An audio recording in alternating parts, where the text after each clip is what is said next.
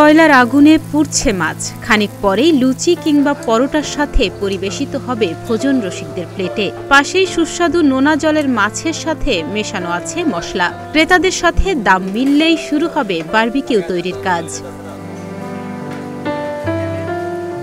ঢাকার পাশেই পূর্বাচলের ৩০০ ফিটের দোকানগুলোতে এভাবে সাজিয়ে রাখা হয়েছে সামুদ্রিক সব মাছ।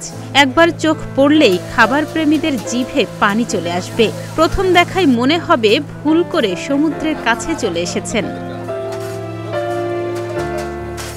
সামুদ্রিক কোরাল, তেলাপিয়া, স্যালমন, টোনা, অক্টোপাস, চিংড়ি সহ বিভিন্ন জাতের মাছ সাজিয়ে রাখা আছে দোকানগুলোতে।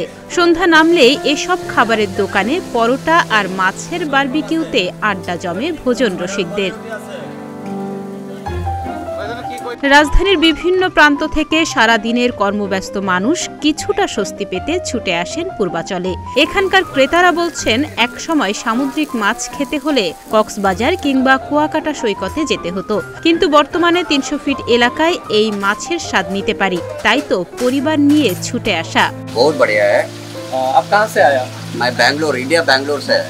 इंडिया बैंगलोर से। तो आप इधर कैसे आया? मैं इधर मच्छी खाने के आया हूँ। मच्छी खाने के लिए आया अभी? मेरा दोस्त लोग बोला बहुत बढ़िया होता है इधर। मैं इधर से 10 मिनट में आ गया। तो इसलिए अभी तक टेस्ट भी नहीं किया मैंने। I am waiting for that. तो आपका फीलिंग्स क्या है अभी? बहुत अच्छा लग रहा है देखने में, तो खाने में पता चलता है कैसा होएगा। आप ऑर्डर किया था अभी कर दिया हमने, वो वाला मछली ऑर्डर किया है।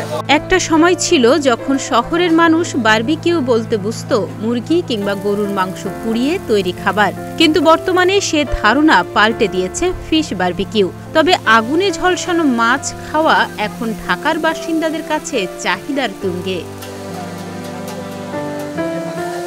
দাম হাতের নাগালে হওয়ায় ভোজন বিলাসীদের মনও জয় করে নিয়েছে সামুদ্রিক মাছের বারবিকিউ। তাই বলা যায় ভোজন রসিকদের আড্ডায় জনপ্রিয় এই মাছ। শিশু কিশোর থেকে বিভিন্ন বয়স্ক মানুষ পরিবার পরিজন নিয়ে ছুটে আসেন ভিন্ন স্বাদের এই মাছের স্বাদ নিতে। চট্টগ্রাম, বরিশাল ও খুলনা অঞ্চল থেকে সামুদ্রিক মাছগুলো ঢাকায় আনা হয়। বিক্রেতারা বলছেন, আগে কয়েকদিনের পুরনো মাছ ঢাকার বাজারে আনা হলেও বর্তমানে দিনে দিনে ঢাকায় আসে এসব মাছ। তাই মানুষ সাদা মাছের স্বাদ পায়। আমাদের এখানে যে মাছ পাওয়া যায় মনে হয় সামুদ্রিক মাছের চাইতে মনে হয় ভালো মাছ আর না এদিকে। আর এদিকে আমরা যা মাছ বিক্রি করি সবই ইনটেক মাছ। এই মার্কেটে ফ্রেশ পাওয়া যায় সবচেয়ে বেশি। আকর্ষণীয় আছে আবার অক্টোপাস, স্কুইড এগুলো আছে, এগুলো কাঁকড়া আছে, সবচেয়ে ফেভারিট খাবার হচ্ছে এগুলো। বর্তমান সময়ে বিভিন্ন এলাকায় নোনা পানির মাছও চাষ শুরু হয়েছে বলে জানান ৩০০ ফিটের এই মাছ বিক্রেতা। তাই তো অনেকটা কম দামে ভোজন রসিকরা এই মাছের স্বাদ নিতে পারেন।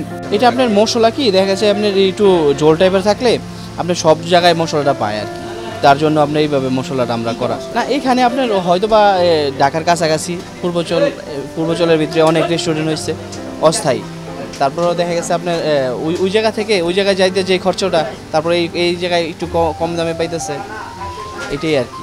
সন্ধ্যা নামলে রাজধানীর পূর্বাচলের নীলা মার্কেট সহ আশপাশের এলাকা মাছের বারবিকিউয়ের ঘ্রাণে ভরে ওঠে। চারপাশের এমন মুগ্ধ পরিবেশে কিছু সময়ের জন্য হারিয়ে যান ক্লান্ত নগরবাসী।